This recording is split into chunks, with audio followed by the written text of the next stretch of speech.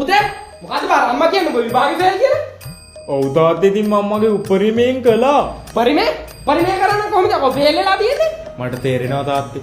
පිළිගන්න අමාරුයි නේද? සත්‍ය බොහොම කටුකයි. සත්‍ය බොහොම කටුකයි. නමුත් ඒ කටුක සත්‍ය අපිට බාර ගන්නම වෙනවා. සුබ උදෑසනක් මගේ තාත්තට. මේ තෝර කමල ගෑණිගේ කෙල්ලත් එක මොකද හුටපටයක් තියද? මේ තෝල් නම්බුව කණ්ඩ ලැස්ති වෙන බල්ලා. තාත්තට ආරංචි වුණා. නෑ උඹ එච්චර ගොනෙක් නෙවෙයි නේද? දරා ගන්න අමාරුයි නේද තාත්තේ? මට තේරෙනවා. සත්‍ය බොහොම කටුකයි.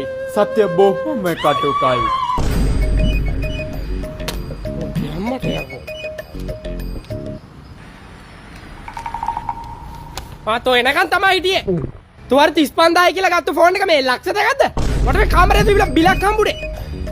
අනේ ඔව් තාත්තේ ඉතින් කොහොමද එච්චර ලොකු ගාණක් කටක් කරලා කියන්නේ එපා කියනවනේ. තෝනම් මහ පොල් බුරුව පිළිගන්න හිත දෙන්නේ නෑ නේද තාත්තේ?